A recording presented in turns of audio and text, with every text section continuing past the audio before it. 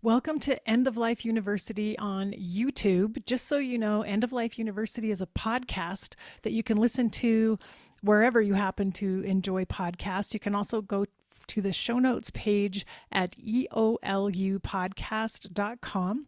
And on this YouTube channel, I also include episodes from another podcast I do called What Really Matters Everyday Spirituality. So you can check out all of those episodes. Remember, I have playlists if there are certain categories of topics that you're interested in listening to. Just scroll through the playlists and you might find information that's of interest to you. So today I'm going to share with you a wonderful conversation I had with Zander Masser. Zander is an occupational therapist, a musician, he's a husband and father, and he tells the story of how 10 years after his father's death, and his father died when Zander was just 14, he found 10,000 slides of his father's buried in the basement. And he spent the next 10 years going through those slides, creating an amazing narrative photography book, but also talking to people and learning the stories of his father's life that were represented in those slides. So we have just a great conversation, and I think you'll love hearing about his project called Unburying My Father. So don't forget to subscribe to this channel. Also, subscribe to the podcast. Maybe you like to listen to it in both places. And you can also support this podcast by going to my page, eoluniversity.com/support, and you'll find 3 different ways that you can make contributions to keep this channel on the air and support the podcast as well. So now we'll move on with my interview with Zander Masser. Here we go. Today, I'm very happy to welcome my guest, Zander Masser. Zander is an occupational therapist, husband, father, musician, and author of the newly released narrative photography book, Unburying My Father. Zander's father, Randy, contracted HIV from tainted blood products and died in 2000 from AIDS-related illnesses. 20 years later, Zander unburied 10,000 slides from Randy's career as a professional photographer, which prompted him to dig deeper into his father's life. What started as a photography project evolved into a transformative exploration of living with and healing from grief. And you can visit the website to learn more about Zander's book, keynote talk, workshop, and exhibition. And that website is randymasserphoto.com. So, Zander, welcome and thanks for joining me today. Thanks so much for having me. It's a pleasure to be here. Yeah, ever since you let me know about your project, I've been so excited to have this conversation with you and learn more about it. And I spent some time on your website and really enjoyed looking at the gallery there of some of your father's photography. And I thought it might be nice because we'll be talking about your father. If you just would share with us a little bit more about your father, maybe things you've come to know since you've done this project that you might not have been aware of when he died. Sure. Like you already said, my dad's name was Randy, and he was born with a rare form of a rare bleeding disorder called hemophilia. And so he spent, some of the things I learned about him were that uh, his childhood was spent very much in and out of the hospital because in the 50s, when he was a kid, the treatment for hemophilia basically required full blood transfusions. And so he would be in a hospital bed tethered to a pole with, recovery times of, either hours, days, or weeks, depending on the nature of the bleed. I knew that he also had a very happy childhood. He, had lots of friends and had close family and stuff. But it was the more difficult and more medical stuff that I really didn't know all that much about. Anyway, so in the late 1970s, the blood supply in the United States, which was very much used to treat hemophilia, was contaminated with HIV. And my dad was one of over 10,000 people living with hemophilia who contracted HIV in the early 80s. And on January 6th of 2000, he died from AIDS-related illnesses. And so he actually contracted HIV before I was born, before my brother was born. And, um, luckily his viral loads, I guess, at that time were not high enough to transmit HIV to any of us, which I still consider incredibly lucky for our family. Um, I guess that's a bit of background. Through my project, I learned all sorts of things about him. Would you like me to dive into that? Sure. Yeah. Sure. Yeah, I'd love to hear what you found because I know you were only 14 when your dad died. And thinking back, at least to my teenage years, I realize I didn't really know my parents very well at all at that age. So I'm Yeah. sure it's been fascinating now, when, as you are an adult, to get to know your dad and to learn more about him. Yeah, and maybe I'll just jump back and just explain to the listeners how I went about doing that. Because when I unburied his photos, I was really astounded by his photography itself. It's just so beautiful and so unique, and I really wanted to share it with the world. But I wasn't quite sure how to do so other than what came to me as the idea of sharing his story, which led me to the realization that I didn't know his story all that well. Like you said, I was just a kid. Um, and so the way that I learned about my father was that I compiled a list of about 40 or 50 people that I knew my dad from different parts of his life, his college years, his healthcare team, family members and friends, as I cast the net as wide as I could. And basically, I asked these people to share memories and stories with me. I asked them to share stories and not descriptions. So I didn't really want to hear like your dad was the funniest guy in the world. I wanted to hear the stories that back up that claim.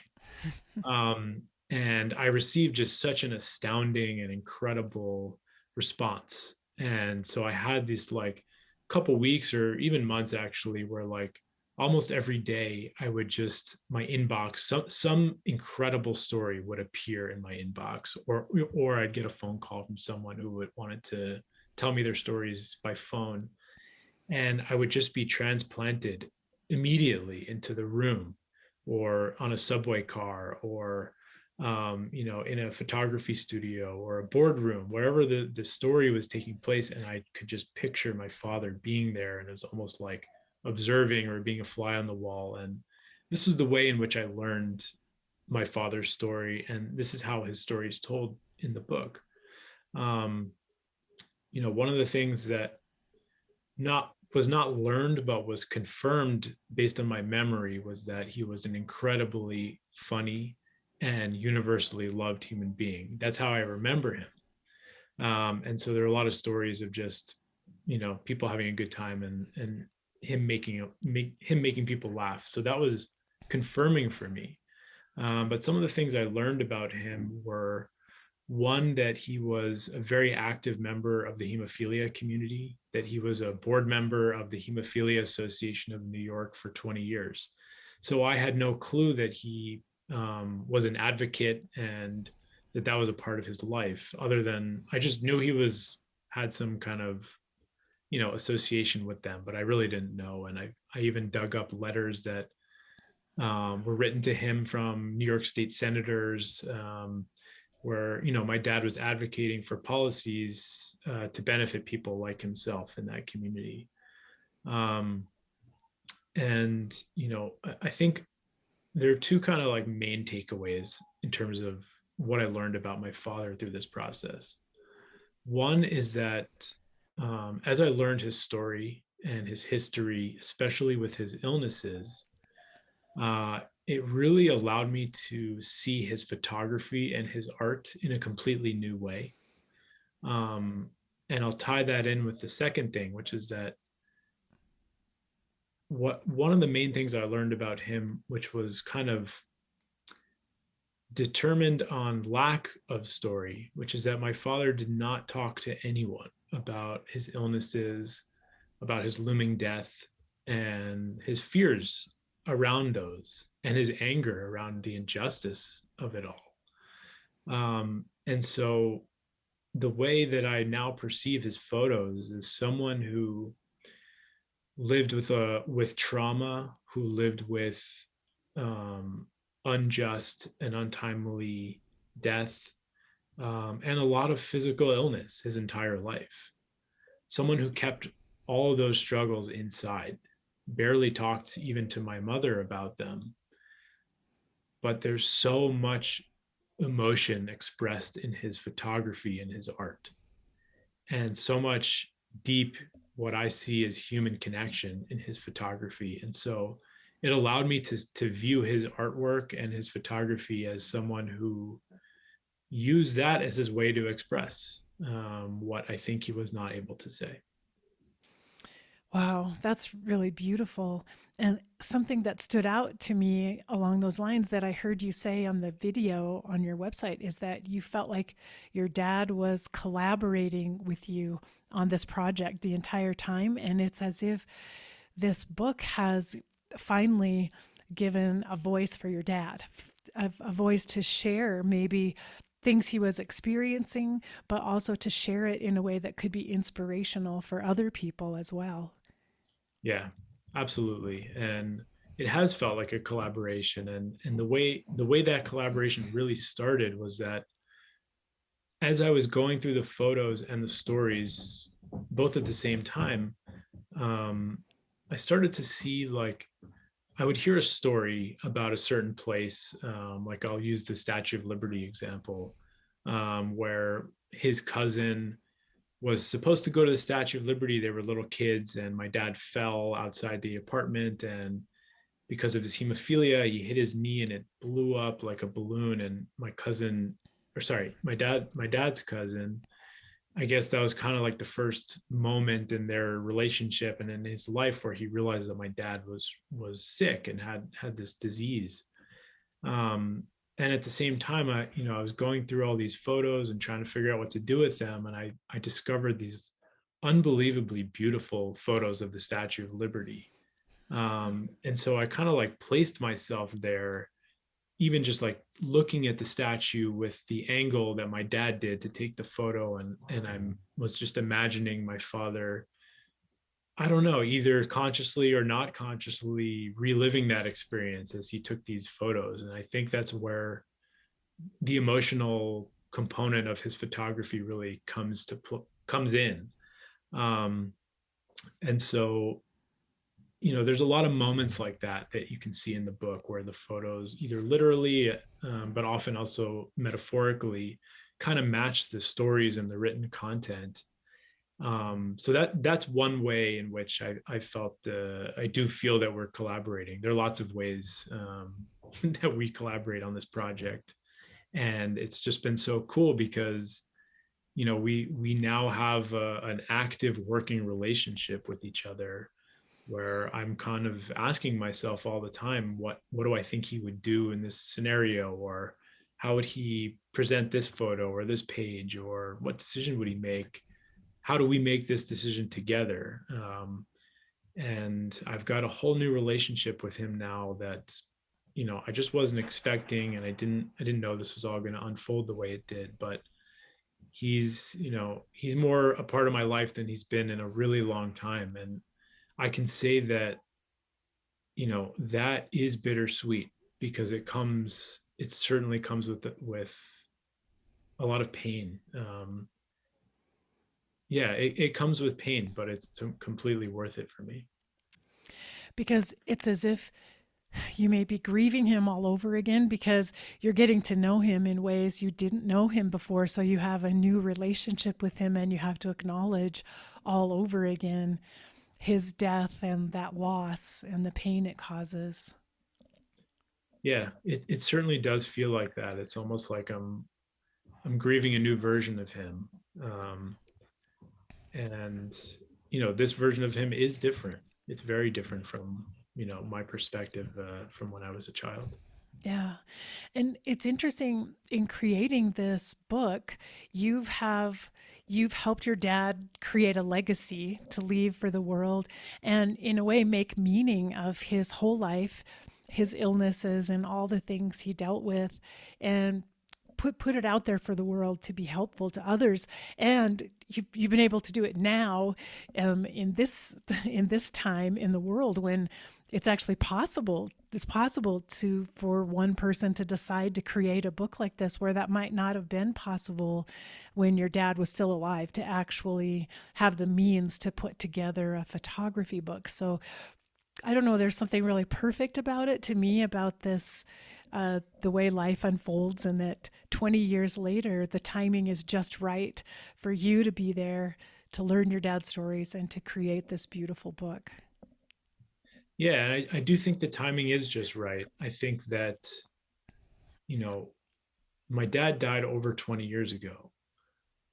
I discovered the photos over 10 years ago, but it took me that much time from unburying the photos to creating this book, close to 12 years. Um, I think there are a lot of reasons behind that, but I think at the time when I did find the photos, I was not prepared to process the way that I am now. Um, whether or not that was conscious, I'm not really sure, but I do feel that the timing is right because I'm ready. Mm, that makes total sense. I love that. And something else you said in the video was that this project helped you shift your focus from your dad's death to your dad's life, and that changed everything. And I thought, wow, that's just a beautiful way of talking about the grief process, really, because maybe that's true for all of us who are grieving. We go through this process of, first, all we can see is the death and the pain of the death. And we spend years in that place of feeling that pain until we're able to shift and then really appreciate the life that our loved one lived. Yeah, I think I kind of have a two-part response to that, which is that, um, when my dad died, it was such a traumatic loss that the focus, I think, at least in some part, understandably, was how can I cope with my dad's death? How can I continue to live, go to school, have friends? Like, what are the ways in which I can cope with his death? But there just wasn't a lot of talk about his life. It just got lost because here I am, I'm this 14-year-old kid and I got to figure out how to live. Um, but I really think that if, the therapist that I had at the time had just simply said, "Tell me about your dad," which I don't think happened very much or at all, it probably would have been helpful. The second part of that is that, one of the realizations, I think I just mentioned this before, which was that my father didn't really talk about his challenges and his looming death, his illnesses. And so in my family, we didn't talk about it. When I was 11, my parents sat us down, we had a family meeting, and they told us that my dad had AIDS. And we had a discussion. I did understand the terminal nature of it at that age. And then we lived the following 3 years without ever once discussing it as a family, not once.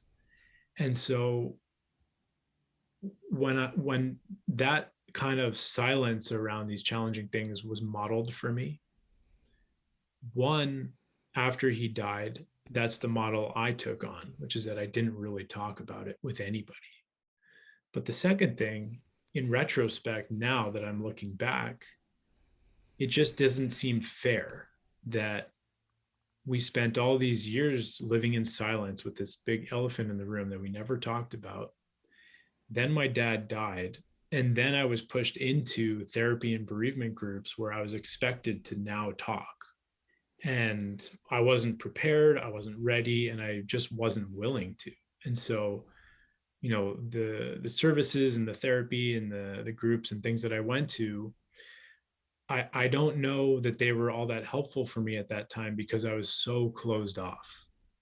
And that kind of set me on a path of almost 2 decades of really being closed off. And I didn't even want to be, but I honestly couldn't figure out how to be any other way really until this project took flight. And it's this project that kind of set me free in that way. Hmm. I can imagine that. And I can just imagine the pain of being a 14-year-old, first of all, dealing with all your own issues of adolescence and all these changes that you're going through, and then taking on this massive loss and grief.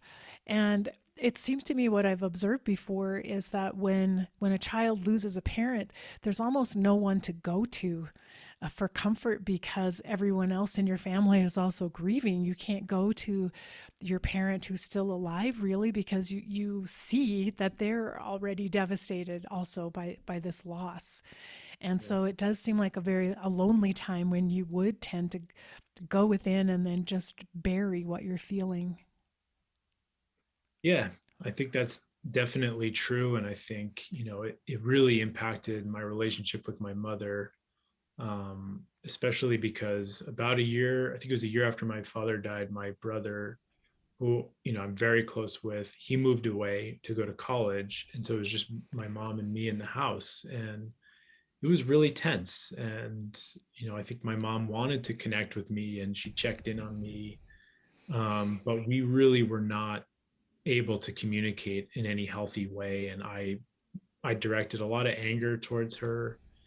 She was very anxious and projected a lot of her anxiety onto me. And it just made for this environment in which we really were not getting along, connecting, understanding each other. And it took years. It took basically till this project kind of opened up the conversation in a more honest way, where we actually revisited some of the things that happened in the past and what our relationship was, and we talked about it for the first time ever as a result of this project. And another thing I'll add is that my mom, for the purposes of this book, and if you read the book or anyone who's listening gets a copy, you can read very personal and very vulnerable stories that my mother told me. And I had never heard them before.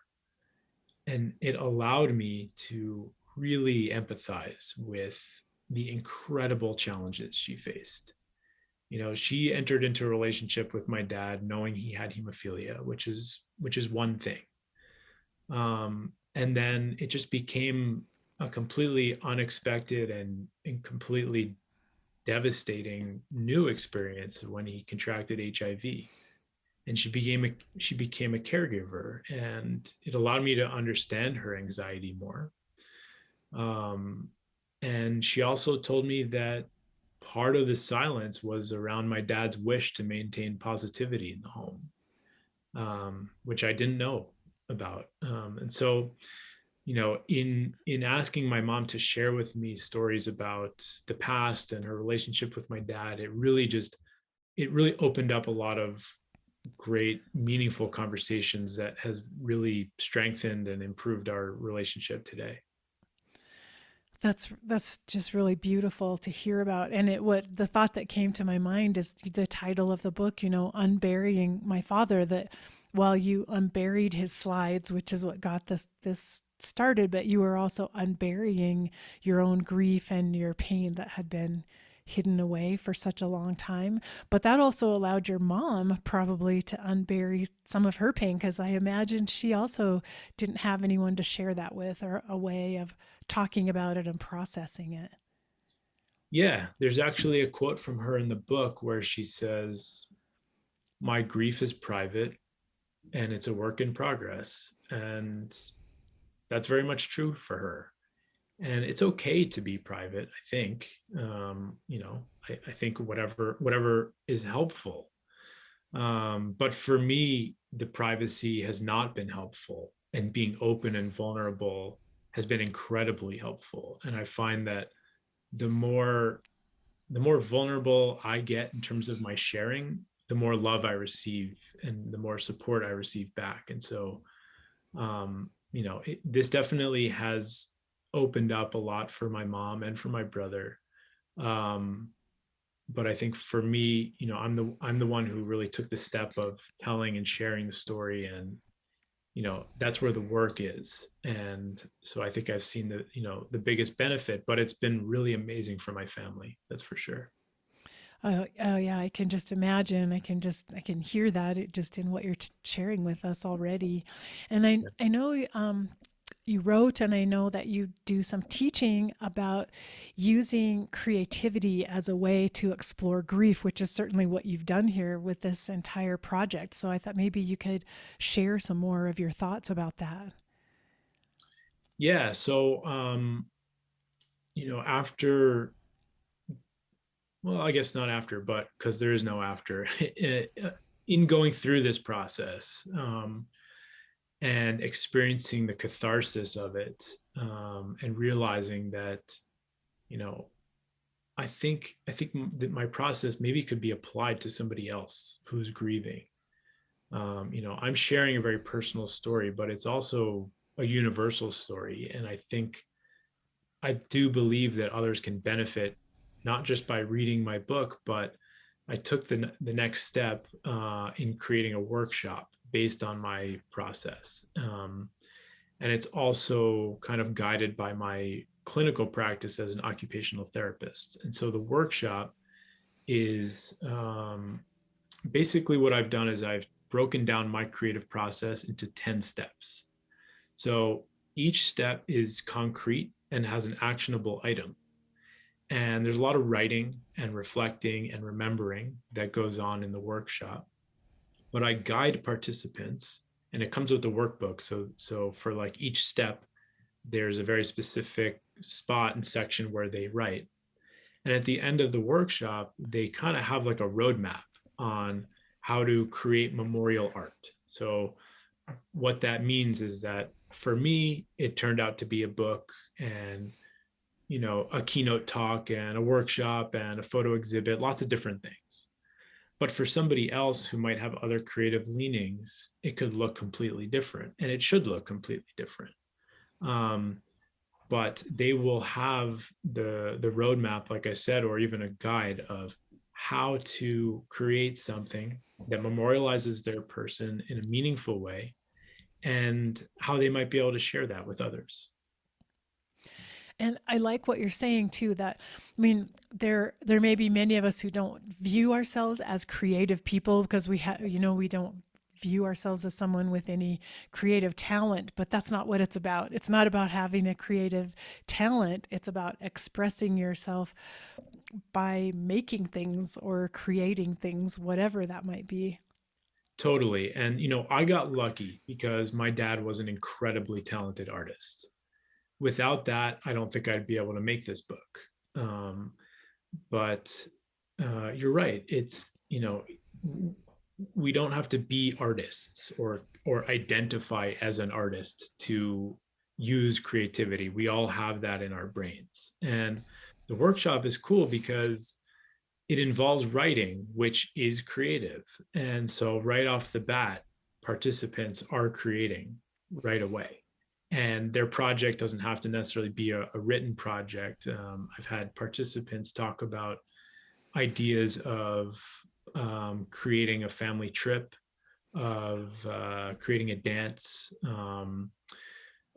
There's so many different ways. It really depends on the person and the person they're memorializing. So we all have that in us, and this is just a concrete way to kind of flush it out. And I love what you've done by gathering stories because I think for any of us, when a loved one dies, we know our stories that we've shared with that loved one, but those people are so much more than just our interactions with them and what we know of them. And I hear that a lot of times that people really benefit from really purposefully going out and gathering stories from other people about their loved one. It was an incredible part of the process, and it made the whole project possible. But I'll say that it led to not just me learning a lot about my dad, but it led to a lot of really meaningful conversations with people because people would share stories about my dad. And then, for the people who I spoke to, we would so often get into stories about either my life or their lives. And, people ended up sharing a lot about themselves after sharing their story about my dad. And it just like, there, it just turned into these deep, meaningful conversations, which was just a whole benefit and bonus that I just loved so much. And it could have been worth it just for that. But on top of that, and this is something I talk about in the book and in my workshop, is that, I lived for a really long time, like I said, where I didn't talk about this with anyone. And so I felt isolated, even though it was self imposed. I isolated myself. And in doing the outreach and collecting stories, it allowed me to realize how not isolated I am or ever was. There was there were dozens of people who were experiencing my dad before I even knew him. There are people who miss him dearly, who were crying when I spoke to them because they still miss him so much. And I didn't know that, and I didn't really think about it. And so this book and this project and experience is so personal, but it's so collective. And um, when you read the book, you hear so many different voices. And so that's been really helpful for me. And especially when it came time for me to share my stories, I saw them physically placed next to other people's stories. And so it became this real metaphor of like, I really am not alone in this. And I really never was. And that was revelatory for me. And that message alone is so powerful for everyone out there who's experiencing grief right now, because I think it always does, it feels like a solo journey. Like, these are my feelings, this is my broken heart, I'm going through my experience of loss. And yet you're never alone. There are so many other people grieving the death of the same person you're grieving, but then also so many other people who are grieving other losses as well. Yeah. Yeah, absolutely. I'm curious. I know that you are a father yourself, and you talked about how the silence in your family, in a way, was, I guess, hurtful to you at the time, and you might have adjusted better if there hadn't been so much silence around your dad's illnesses and health issues. And so I'm curious to know, what will you do differently with your own children? Do you have thoughts about that or ideas about how you might encourage more conversations? Mhm. Yeah, thanks for that excellent question. First and foremost, it starts with being conscious about it. And, my daughter, I have one daughter and she just turned one. So, we're not having any super deep conversations yet. Yeah. But it's really important to talk about it now with my wife. And we do talk about this a lot, about how we want to approach parenting with a really open communication style. And I'm not saying that anything can be said to any kid at any time. That's not what I'm proposing. But I do firmly believe that we can tailor our conversations to children so that it's appropriate and allows them to understand that if I'm having a hard time or their mom is having a hard time or we're fighting about something, that it doesn't need to get, brushed under the rug. It can be talked about in a healthy way. And I want to be open with my kids and I want to validate them too. I want them to feel like they can both ask me questions about what's going on in my life, but also express whatever challenges they're having. And so, you know, practically speaking, how am I going to create that environment? Not exactly sure yet, other than continuing to validate my child, even now when she's one, when she cries, instead of saying, you're okay, I'm actively trying to change my language and say, okay, I hear that you're not okay. let's talk about it. Tell me what's going on, or show me what's going on. It's so easy for us to be like, oh no, you're okay, but that's not helpful, and it's not true. So, she's only one, but I'm trying to change my language around, how we deal with the challenges of life. And it's like you mentioned before, the value of being vulnerable. I think that's true with our own children when we're willing to be vulnerable with them. But I was thinking about for your dad's entire life, he was literally so vulnerable dealing with hemophilia, so vulnerable physically to injury or something happening to him. But the way he coped with that was by being strong and not complaining and not talking about it. And that was part of what he needed to do in the world, I think, in order to live with what he had to live with. And then the result of it was maybe not showing his vulnerable side to you because it was just maybe too risky or too painful for him. Yeah, I think he was very fearful, both of his illnesses and his looming death, but also fearful of causing any stress or distress in our family. Um, and I also know that, I think there maybe are generational differences, in terms of like how we talk about the, difficult things, difficult parts of life. But I know just from my experience of my grandparents is that his parents did not encourage, open discussion like this. It was very much like, we don't we don't really talk about this openly. We can talk a little bit amongst ourselves, but it's not a public thing. It's a private thing.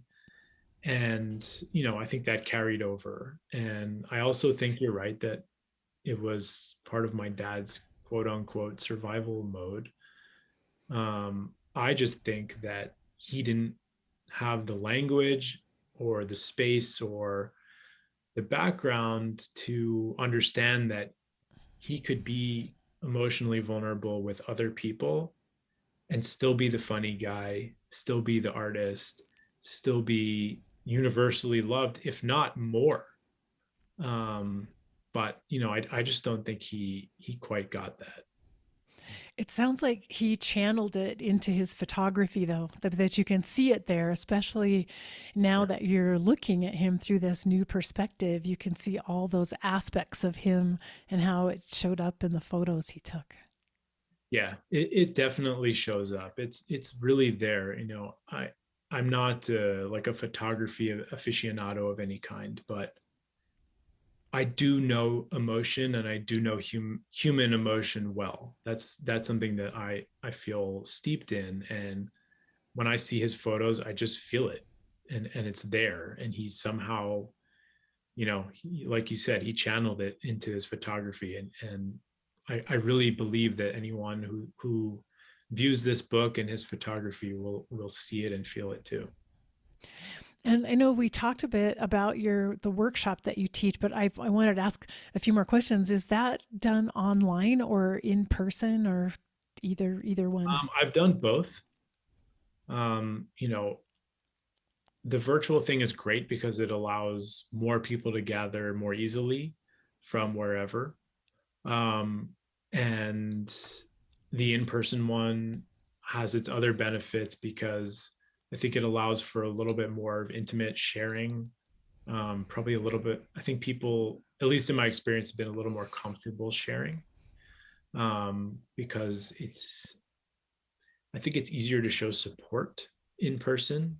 I did an in-person workshop at an event in Texas in April, and it's just like the room, we were just all in it together, and people shared really incredible vulnerable stories, and strangers were hugging and crying with each other. Mm. And I didn't know that was going to happen, but it did, and it was really incredible.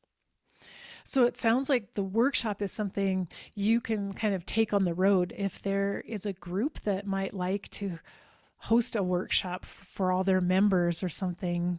You can come to them and lead them through this workshop, as it sounds like a really incredible experience. Yeah, it can go on the road. It has been on the road, and I hope to take it on the road. And it also couples really well with my talk. I've created a roughly 1 hour long talk that takes viewers along on the journey with me. It's a deep dive into the creative process, the emotional process, all the things that went into this. The realizations, my reflections, and it's coupled with my dad's incredible photos. And so, as we go along through the talk, um, viewers get to see a lot of photography and photos, and also some family photos as well. So, when I did the in-person one, it was like people got to see, I was a keynote speaker. And so people got to see the keynote. And then the next day, after, 24 hours of a bit of time to process and reflect all the things I talk about, because the content is heavy and it can get intense. And I think when people see the talk, they do need some time to sit with it for a little bit. And then those same people, or some of those same people, came to do the workshop. And so they had this context in which they already knew what the project was about and how powerful it can be to do a project like this. And then to go through the steps of how to make a project like this was it was an amazing way to couple the two ways in which I present. Yeah, that sounds ideal, like for a conference to be able to be a keynote speaker and then have the workshop follow a few Yeah, days I would say later. that's the ideal scenario. Yeah, yeah. Yeah, so rich. I was going to say you've kind of inspired me because I have this trunk that I inherited from my after my mother died that's Yeah. completely full of photographs. She wasn't a photographer, so they aren't photos that she took to be artistic photos, but Mm. all I know is that trunk is full of history. There are so many stories, I'm sure, around all the photos in there. And it makes me think I need to get up the courage to dive in there and just look at what's there. She created some photo albums and wrote little notes about some of the pictures, and that there's probably so much there that I could learn just by going through them. Yeah, and actually one of the steps of the workshop is called objects. And it's just about how objects can help us to tell a story or to understand a person. And we all have, not we all, many of us have remnants or boxes of stuff that get shuffled around and moved around. But what's inside there can be magical depending on what you decide to do with it. My dad's entire photo collection, his whole legacy was just stuffed into some boxes, and it was moved. My childhood home was sold, and it moved to this house in New York, and then another house in New York. And then it just, looking back now on what I made out of the stuff inside those boxes, it was like, it's incredible to think, wow, that was just there and I could have easily done nothing with it. And I'm so glad that that didn't happen. And I think Yeah. the same could be applied to you or to anyone. Yeah, thank goodness, because you think about how easily that could have been entirely lost. It could have been the box given away to Goodwill or something during one of the moves and then completely lost to you. But did it take courage in the first place to open the boxes and look at the slides? um, yes, it did, because one, I knew how much was in there. So just like sheer content was intimidating. But I think what took the most courage for me, because as soon as I basically, what really precipitated things is that a family member of mine gave me this machine from, I don't know, I don't remember where she got it, but she'd had it sitting in her house for a long time, and it digitizes. It's a scanner, so it digitizes slides, and that's what made me kind of just like collect all the slides, finally take it back home with me and start doing it. And so I became really energized once I started the scanning process. But what really took the courage for me was um, opening up about the story and about my grief. And one of the ways in which I did that, ironically enough, was through social media. And I say that just because I think you know, there are questionable, controversial, maybe negative components or aspects of social media and its existence and influence in the world. But the way in which I decided to use it, I found incredibly helpful and easy. Um, Easy, not in the sense of sharing very vulnerable content, but easy in the sense that I could sit at my desk, type out what I wanted to type, think about it, add a beautiful photo, and put it out in the world. And I could step away as I wanted to, step back in as I wanted to. And it was an incredible tool. And it ended up being via the Kickstarter campaign, which I used to fund my project, uh, a really powerful tool for, a collective way to create a project. And so, I would encourage people, if they're comfortable or if they want to try it out, it's just a simple post on social media about what your experience of grief is, or a story about your person. Because I received a lot of incredible feedback, and now I feel that, not now, but yes, now, but even after just doing a single post, I felt that people were able to understand me a little bit better. And I just kind of rolled with that. But um, it did take courage, and it does take courage. And now for me, the courage is in getting on a stage and talking about this in front of large groups of people is scary. Um, and having my very vulnerable, intimate story in the hands of people via this book is also scary. I know I'm the one making this happen, and it's my choice, but that doesn't make it easy. Yes, yes, definitely, because you're totally putting yourself out there at Yeah. risk.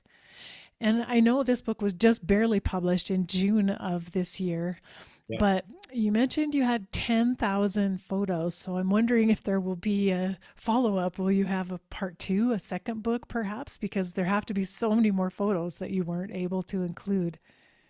Yeah. Great question. I mean, I could make books on books on books with all these photos. Yeah, I do have aspirations for other projects. One idea I had was there were a lot of artifacts that I dug up that I was not able to put in the book. So actually, not just the photos, but old letters, old documents, a lot of things that like my dad wrote or people wrote to him, that I would love to have like as a compendium. Is that the word? Along with the book. But in addition to that, I'd also love to have, um, like, here's one great idea that I have. My dad photographed the Alvin Ailey Dance Company, Mm, which is, a world famous dance company in New York City. And he was granted access to photograph them from 1976 to 1979, I believe. And I've got probably upwards of 1,000 photos of just dancers, and they are so incredibly beautiful, that I would love to do, a whole book of just that. But wow. anyway, I've got lots of ideas. I've always got stuff brewing. For now, I'm really trying to get this book out into the world and see where it leads me. Yeah. Well, what a beautiful project that you have created here. And wonderful. I mean, I guess I think of it as grief work, the work that we do in the midst of our grief, but to see the healing that you've created for yourself, and also to know that that is beneficial to everyone else who sees this project and touches it, because it's so visible, the pain of grief and then the healing that comes when we actually look at it. Yeah. So Yeah.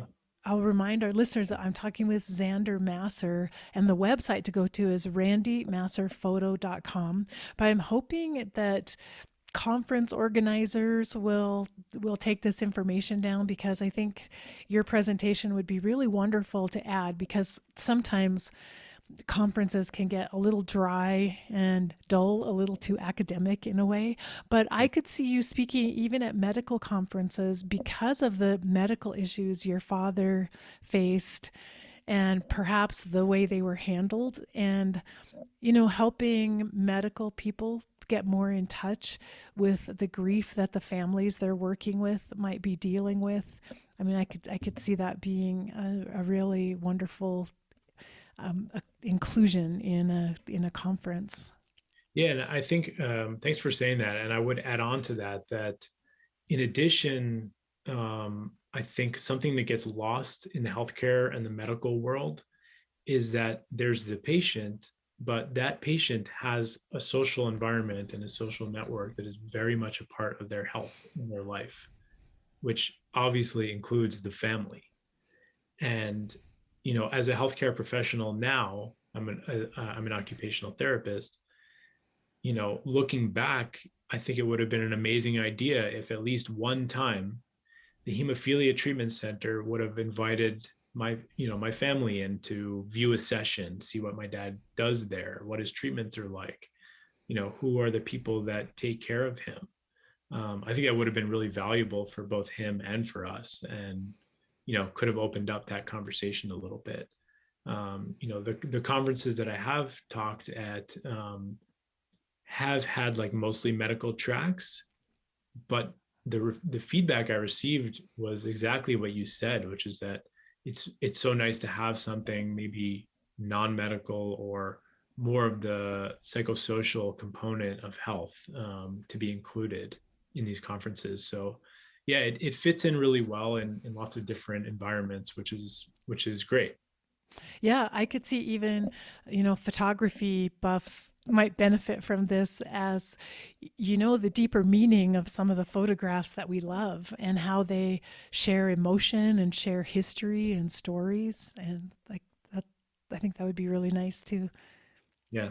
Yeah, it feels limitless, honestly. I think I could take this project anywhere, and I want to. I really want to share this with the world because I think there's a lot of messages that can be helpful for others.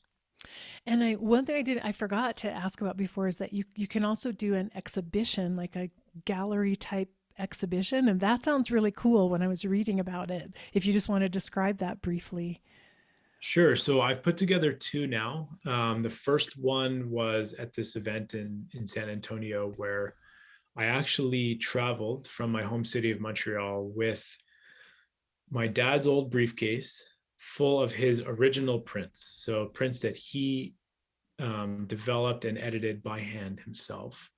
Um, and we created a display where we had his photos, I would say like loosely categorized. And in between the photos were quotes from the book. So like stories about my dad or, about his life on like nice looking cardstock. And so kind of like weaving in between the photos, kind of like a physical manifestation of the book itself. And then I've done another one, which is actually on display now in my hometown in New York, um, where it was more like more museum gallery style with like nice black frames and kind of less, not really text from the book, but just a photo exhibition, which was coupled with a reading from my book. Um, so there's lots of different ways I think that this project could be presented. But having his photos on display is really special for me because I think it's something he would have wanted, and so I feel like I'm carrying on his work in a way. Yeah, so that's just another thing you can offer because I know some conferences have exhibitions and displays associated with them, and that Yeah, sounds really beautiful as well. yeah, So, one of the things that I really care about in our society, first of all, is to encourage people to talk more about death and dying and about serious life limiting illness because we don't have those discussions often enough. And also that we be more open and share about about grief when we're experiencing it, so that we can support one another and we can feel connected when we're grieving. So your project is just a beautiful example of everything that I care about. And I want to thank you so much for creating it, for being vulnerable enough to share it with everyone, and for joining me today to talk about it. Well, I really appreciate your support and for having me. It's always just such a pleasure to speak about the project, because every time it happens, whether it's on a podcast or at the dinner table, it ends up being meaningful, deep, and memorable. And that's honestly at the core of this project, is what I'm trying to do. So it's succeeding in that way, and that feels good. Well, that's wonderful. And Zander, where can people get the book Unburying My Father? Yeah, so it's exclusively available on my website for now. I'm a self-published author, so I don't have wide distribution or anything like that, but it's at randymasterphoto.com. You can also search me on Instagram. Just search Unburying My Father. That's the name of the account. And on that account, you can see I've posted and shared a lot about the process and what it's been like to put this whole project together from the beginning. So, yeah, there's lots of fun, interesting content on there. But yeah, it's randymasterphoto.com. And you can also email me, Zander@randymasterphoto.com. Oh, perfect. Beautiful. Well, I hope lots of people will get the book, but also start thinking about how they might incorporate some of what you have to offer into their Yeah, events. for sure. And, whatever your interest is, if you email me, I always respond. So feel free. Well, that's fantastic. Thanks again, Zander, for joining me. It's been really a pleasure to talk with you. Thanks again for having me. I hope you enjoyed my conversation with Zander Masser about his book, Unburying My Father, and his entire journey uncovering his father's slides and doing this project to help himself heal the grief he's carried with him since he was 14 years old. I think Zander had so many good insights about the grief of a teenager and how difficult it can be for a teenager to get in touch with that grief and to even really take advantage of some of the grief groups and therapies that are offered to them. And so I think it's so important for us to hear his story and think about how we could do a better job helping children as they grieve. But I love hearing this entire process that Zander has been through, and also seeing that now he's helping other people use their creativity and storytelling to heal their own grief and work through it. I find it very inspiring. So I hope you'll check out his book and take a look at his website, randymasterphoto.com, and see if you'd be interested in participating in any of his workshops or even having him as a keynote speaker or a guest. So if you enjoy this content, I hope you'll share it with other people. Let them know about the podcast, show them how to subscribe on whatever podcast platform they might have available to them. And if you haven't subscribed, make sure you do, because that's really helpful to the podcast. Also, if you're so inclined, leave a rating and review, because that's helpful as well when other people are searching for this kind of information. If you want to support the podcast in other ways, you can go to my page at eoluniversity.com/support. And there you'll find 3 different ways you can make small contributions financially to help keep the podcast on the air. And those are really important to me because they help me pay the bills, for one thing, but they also show me that you appreciate this content. And so that is really valuable encouragement and support for me as time goes on. And I really give quite a lot of my time to putting this out there for you. So until we're together next week, remember we're here for love. So face your fear, be ready for whatever happens next, and love each and every moment of your very precious life. Bye-bye.